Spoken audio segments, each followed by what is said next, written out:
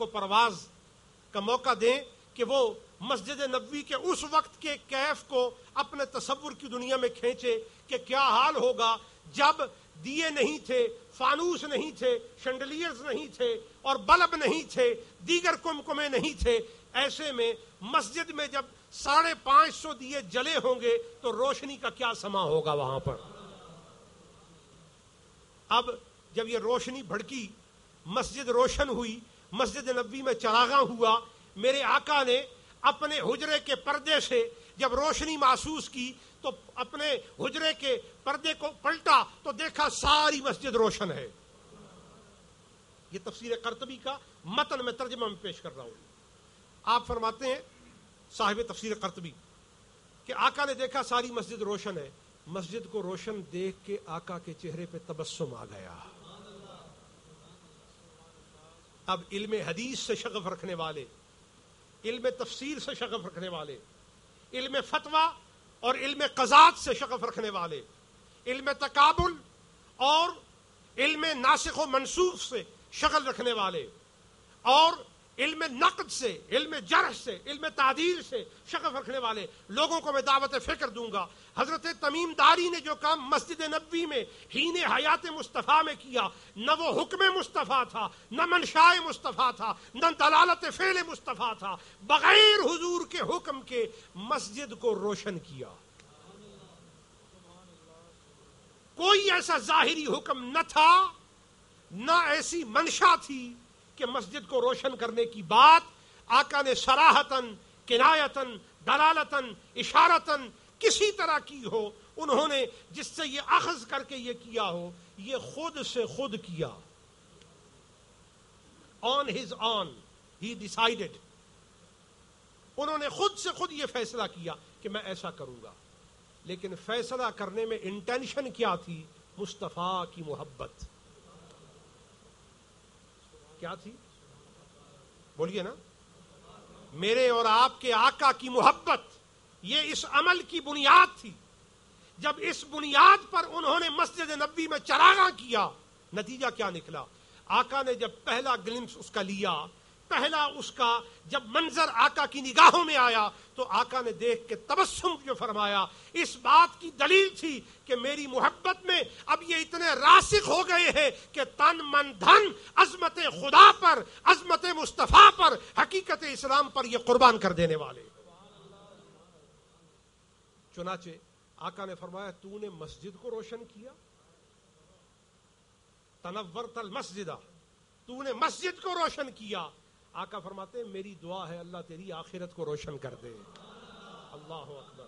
یہ تفسیر قرطبی ہے. آقا فرماتے ہیں تو نے مسجد کو روشن کیا، اللہ تیری آخرت کو روشن کر دے. اب حضرت تمیم داری سے صحابہ پوچھتے ہیں مسجد کو آپ نے کیوں روشن کیا؟ فرمایا تم نہیں جانتے ربیع الاول کی 12 آ رہی ہے اور یہ مصطفیٰ کے آنے کی نوبت ہے. یہ مصطفیٰ کے آنے کی نوبت ہے. تو کیا پتا چلا؟ پتا یہ چلا یہ انداز عشق و محبت کا، یہ وارفتگی کا، یہ معرفت کا، یہ آشنائی کا، یہ تعلق داری کا، یہ مصطفیٰ کے ہاتھوں تک اپنا ہاتھ پہنچانے کا، یہ مصطفیٰ کی محبت سے اپنے دلوں کو بھڑکانے اور مہکانے کا یہ آج کا انداز نہیں ہے. یہ حضور کے صحابہ سے آیا ہے، یہ قرون اولیٰ سے آیا ہے، بزرگوں سے منتقل ہوا ہے، مگر سب میں نہیں. جن کے باپ دادا اس زمانے میں کرتے آئے ان کے بچے بھی آج کرتے چلے آ رہے ہیں. اس استناد پر بھی میں پابند دلیل ہوں، کیونکہ ایسے بات کر دینا لطف اور عقیدے کی پختگی کی تدبیر نہیں کرتا.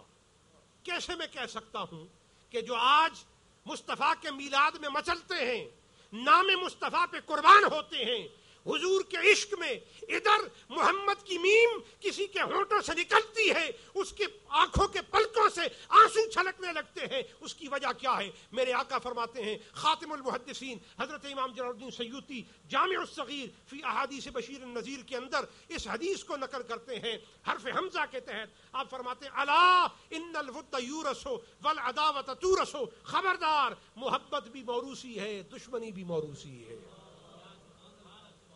محبت بھی موروثی ہے اور دشمنی بھی موروثی ہے، اور وراثت محل ماں باپ سے ملا کرتی ہے. وراثت پڑوسیوں سے نہیں ملتی, دیکھا دیکھی سے نہیں ملتی. اگر پڑوسی 1000 گنا بھی غنی ہو, خدا کی قسم وہ کسی غریب کو بھی وراثت نہیں دیتا, وہ اپنے بچے کو ہی وراثت دیتا ہے. خوش ہو جاؤ مسکت والو, جب وراثت بٹی تو عشق رسول کا ورثہ تمہارے باپ سے, دادا سے تمہارے سینوں میں منتقل ہوا ہے. تم ہی وہ لوگ ہو جن کے باپ دادا مصطفیٰ کے گرد اکٹھے ہو کر صلاۃ و سلام پڑھا کرتے تھے. یہ انہی لوگوں کی نسل بیٹھی ہے جو مصطفیٰ کو یاد کر کے اپنی آنکھوں میں جلوہ مصطفیٰ رکھا کرتے تھے. یہ وہی لوگ ہیں جن کے سینے اس لیے اپنے دل کی حرکتوں کو رکھتے تھے کہ ادھر حکم مصطفیٰ کا ہوگا, تن من دھن ان کے حکم پہ قربان کر دیں گے. اس لیے میرے آقا نے فرمایا, الا خبردار, ان الود یورث والعداوۃ تورث. لوگوں, مجھ سے محبت کرنے والے بھی موروثی ہیں. مجھ سے محبت صدیق کی اولاد کرے گی, مجھ سے محبت فاروق کی اولاد کرے گی, مجھ سے محبت عثمان کی اولاد کرے گی, مجھ سے محبت علی کی اولاد کرے گی. اور ان کو دیکھنا ہو تو میرے بعد مجھ سے کیسی محبت کریں گے, یہ نیزے کی انی پر بھی قرآن سنانے کے لیے تیار ہو جائیں گے. دیکھو, منبر پہ قرآن سنانا تو کوئی بڑی بات نہیں ہے. مخملی مصلی پہ تکبیر الہی کے نغمے گانا یہ تو ہر ایک کو آتا ہے. لیکن پوچھو اس حسن مصطفیٰ کی بے مثال تصویر سے جس نے نیزے پر جب گردن بلند ہوئی تو مصطفیٰ کی نعت کی اذان دی ہے وہاں پہ. یہ کیا ہے؟ یہ وراثت ہے. یہ کیا ہے؟ بولیے, یہ کیا ہے؟ کیسی وراثت ہے؟ حضور نے شب ہجرت سیدنا علی المرتضیٰ کو بستر پہ لٹایا, اور وہ بستر موت کا بستر تھا, جہاں ہر طرف خنجر اٹھے ہوئے تھے, جہاں ہر طرف تلواریں سوتی ہوئی تھیں, جہاں ہر طرف نیزے اور بھالے تیار تھے کہ جو اس بستر میں ہے اس کا قصہ ختم کر دیں گے. اب اس بستر پر میرے آقا نے علی المرتضیٰ کو لٹایا اور فرمایا, علی سو جا. کیا فرمایا؟ سیدنا علی فرماتے ہیں, مجھے رات کو سونے کی کبھی عادت نہیں تھی, میں تو راتوں کو جاگنے والا انسان ہوں, عبادت کرنے والا انسان ہوں. محبت الہی کے نغمے راتوں کو گا گا کر سحر سے ہمکنار ہونے والا ہوں.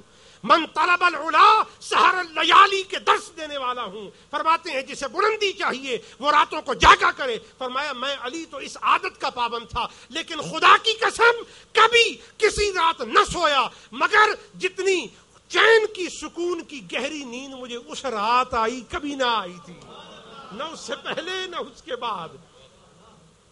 کسی نے ان سے پوچھا, مولا آپ بھی عجیب ہیں, موت کے سائے جب منڈلا رہے ہوں اور فیصلہ زندگی اور موت کا چنگل بن کے حلقوم اور نرخرے کو دبانے کے لیے بالکل سائے کی طرح قریب آ جائے تو پھر نیند تو اڑ جاتی ہے, آپ کو کیسے آ گئی؟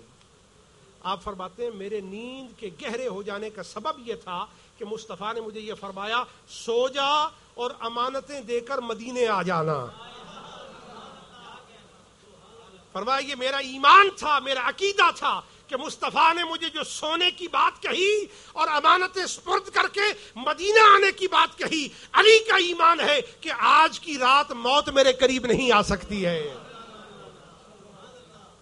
یہ عقیدہ ہے, اس کو عقیدہ کہا جاتا ہے, اس کو نظریہ کہا جاتا ہے, اس کو ایمان کہا جاتا ہے. خدا کی قسم ایمان پگڑیاں باندھنے کا نام نہیں ہے, ایمان داڑیاں رکھنے کا نام نہیں ہے, ایمان جبے پہننے کا نام نہیں ہے. ایمان کیا ہے؟ خاک قدم مصطفیٰ کو اپنی پلکوں کا سرمہ بنا لینا, یہ ایمان ہے. اور یہ ایمان جب کسی کو ملتا ہے تو وہ اقبال بن جایا کرتا ہے. اقبال کہتے ہیں خیرہ نہ کر سکا مجھے جلوہ دانش فرنگ. میں لندن میں گیا, جرمنی میں گیا, میں نے فرنگ کے معاشرے میں شب و روز بسر کیے, لیکن عشق مصطفیٰ کی گرمی میں یورپ کی سردیاں بھی ٹھنڈک پیدا نہ کر